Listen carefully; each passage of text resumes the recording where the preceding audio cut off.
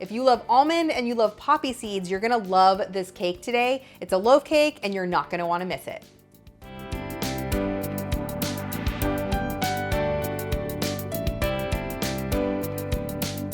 Hey everyone, it's Dorothy with crazyforcrust.com and welcome back to my kitchen. I've got kind of a twist on a loaf cake today. It's almost like a pound cake, but it's made in a loaf pan.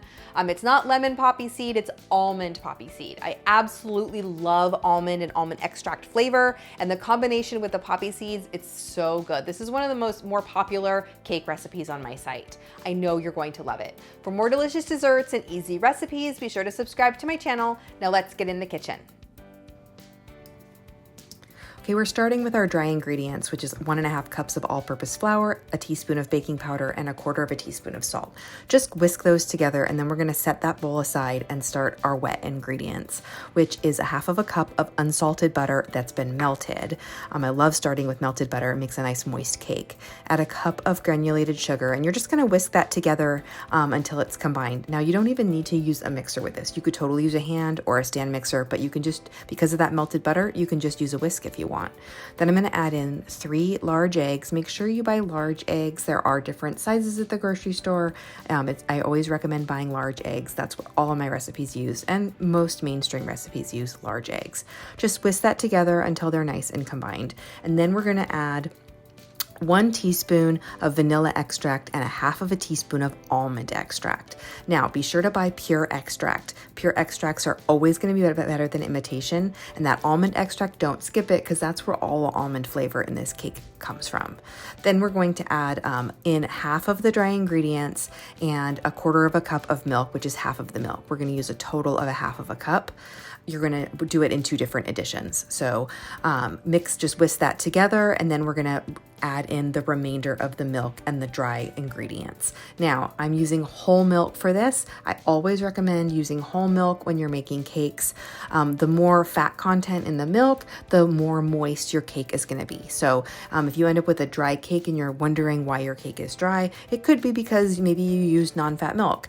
Again, you can use non-fat milk in this, but I highly recommend using regular milk. You can also use non-dairy milk like almond or soy or coconut milk. Those are often have a little bit of fat in them, but again, I wouldn't use non-fat milk because it's going to dry your cake out. So just whisk that together until it's nice and smooth and combined, and there minimal lumps remain. And then we're adding in the poppy seeds. Now I'm going to use 2 tablespoons of poppy seeds for this.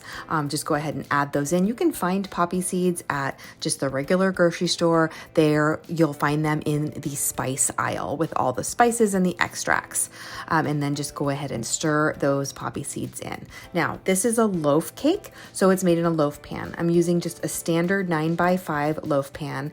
You could also use an 8x4 or something that's a little bit bigger than 9x5, but not too much bigger. I've sprayed it with nonstick cooking spray, but you could also grease it with Crisco or butter and flour it. But go ahead and add that cake batter into the pan. Make sure to scrape all of it out of your bowl and into your pan. And then you're going to bake this at 350 degrees for about 40 to 50 minutes or until a toothpick comes out clean.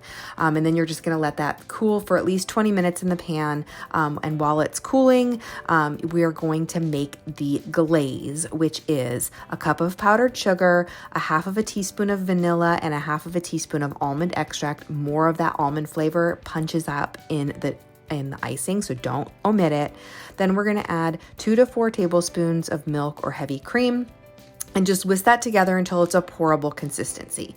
Now, I recommend heavy cream because I like the nice thickness that it adds to the icing. And your icing will it won't dry or harden, but it won't be like loose. It will dry a little bit. You'll notice in the photos, it's a little bit drier, a little bit gets a little bit of that crustiness on top. That's from the heavy cream. The thinner, the less fat that's in your milk or heavy cream, the less of it you're going to need to use, and also it won't dry as much on the cake. So use what you like, whisk it together until it's smooth. Once the cake is cool, remove it from the pan, and then we're going to drizzle that icing all over the top. This is a fantastic glaze recipe. I love, it's just a basic glaze. You can use this for any cake. You can, remove the almond extract, add other flavored extracts, but this ratio is perfect. Go ahead and pour it all over the top. Then you just spread it out. It'll kind of drip down the sides of the cake. It's fantastic. Once this is cooled and we're slicing it, you can see how soft the crumb is. This is a very moist and soft cake. It's kind of dense because it's almost like a pound cake, and the flavor of that almond pops in your mouth, and those poppy seeds make it so pretty. This is one of my favorite recipes, and I know you're going to love it. Leave me a comment and let me know what other cake and pound cake recipes you want to see, and keep watching for even more desserts.